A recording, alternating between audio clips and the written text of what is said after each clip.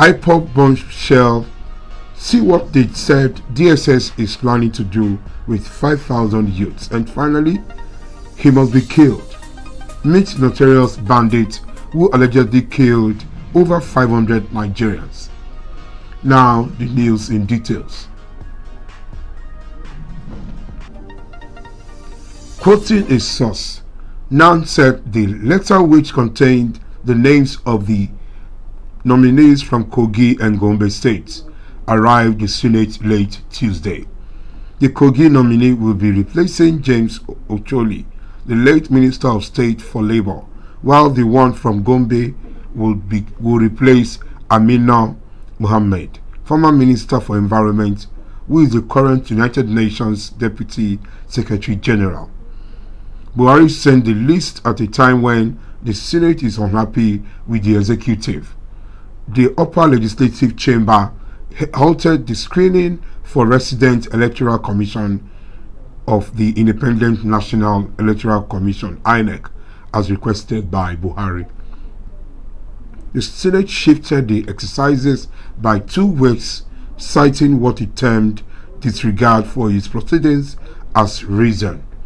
The lawmakers berated the president for appearing to be doing nothing without their rejection of Ibrahim Mago, acting chairman of the EFCC.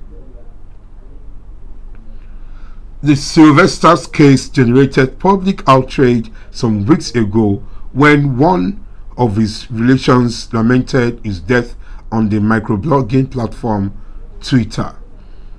A human rights lawyer, Femi Falana, has petitioned the Deputy Commissioner, Lagos Police Command, to invite controversial blogger Kemi Oluloyo over a comment she had made regarding the death of 12-year-old Sylvester Oromoni Jr. Sylvester's case generated public outrage some weeks ago when one of his relations lamented his death on the microblogging platform. He alleged that the young boy was tortured to death at Dowen College over refusal to join a cult. News of Sylvester's death has continued to attract the outrage of Nigerians, as many have asked the authorities to bring the culprits to justice. No fewer than 5 persons have been grilled by operatives of the Lagos State Police Command in connection to the death of the deceased. However, Oluloyo, in a reaction to the events, claimed that the deceased drank engine oil as part of the cult initiation process, adding that Oromoni was not bullied. Oluloyo, via an audio tape, reiterated that the late Sylvester Oromoni, who died under controversial circumstances at Dowen College, willingly wanted to join the boys' gang and drank engine oil. Her comments sparked angry reactions from Nigerians who condemned her for making such a comment against the deceased, who cannot defend himself. Meanwhile, Falana, in the petition signed by Taiwo Olawale, a lawyer in Falana and Falana Chambers firms, called for an investigation into the comment made by Oluloyo. The human rights lawyer said Oluloyo's comment has excavated the pains of the deceased parents and family. Falana asked the police to invite Oluloyo to explain her false information and be charged to court if she cannot substantiate the comment.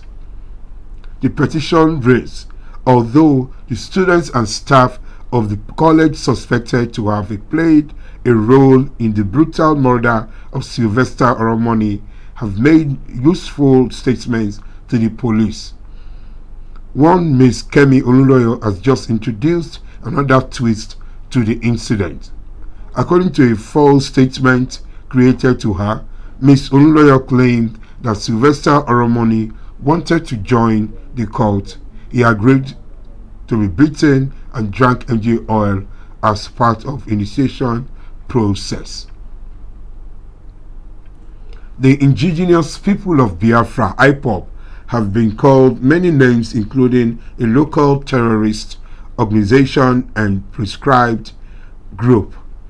Added to this, Loretta Onochie, a media aide to President Muhammadu Buhari, has described the Southeast secessionist body as a money-sharing scheme. Onochie made this serious allegation on Monday, October 18, in a post she shared on her Facebook page. Onochie therefore called on Igbo leaders to rise and flush out operations of what she described a Ponzi scheme from the southeast. She said, "No wonder so IPOB is a money-sharing scheme. They don't have Indigo in their plans. Indigo must have arise and reclaim their land from these Ponzi scheme operations." Meanwhile, the coordinator of IPOB in Sierra Leone, Chidi Uchendu, has been arrested by police in African country. According to Onochie, Uchendu's arrest, which was confirmed by a reliable source, took place on Monday, September 27, at his business location in Freetown. The presidential media aide disclosed that the suspect was nabbed because of his involvement in promoting Biafra agitation in African nation. At the moment, he is still in police custody, pending when he will be prosecuted. Reacting to this development, she said that the Nigerians' allies will no longer accommodate Notorious terrorists in their territories.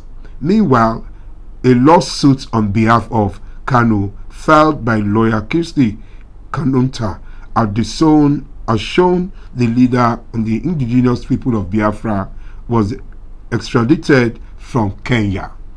This suit was filed against the Kenyan government of what the embattled secessionists described as unconstitutional extradition. According to the petition, Kanu was in the African nation to seek medical attention for a heart challenge and for indigenous people of Biafra related work. An Islamic group, Muslim Rights Concern Mirik, has identified one Bello Turji as the bandit behind the recent killings in Sokoto State. The group said Turji is a bandit leader and had earlier vowed to kill about 150 people. Mirik, however, called on the Nigerian army to fish out the bandit leader, either dead or alive. According to Mirik, getting Turji an integral to defeating banditry in Sokoto and killed by bandits in Sokoto. The group's director, Professor Ishak Akitola, in a statement on Monday, said sources had identified Turji as the bandit behind the killings. The group said sources close to the Sokoto branch of Mirik have reported the strong nexus between one Bello Turji, a notorious bandit, and insecurity in Sokoto and Zamfara states. He coordinates almost all attacks, and he was allegedly behind barbaric shooting and burning of passengers in a bus in Sokoto last week. Currently, he is believed to be somewhere in eastern parts of Sokoto. He was the one who allegedly challenged the government sometimes in August 2021, demanding the release of his father, or else about 150 people kidnapped around Shinkafi will be slaughtered. More than 500 people have been killed by bandits under leadership of Bello Turji within last 6 months between Isa, Sabongwini, Raba and Goroyo local governments. Hundreds of bandits take their inspiration from him.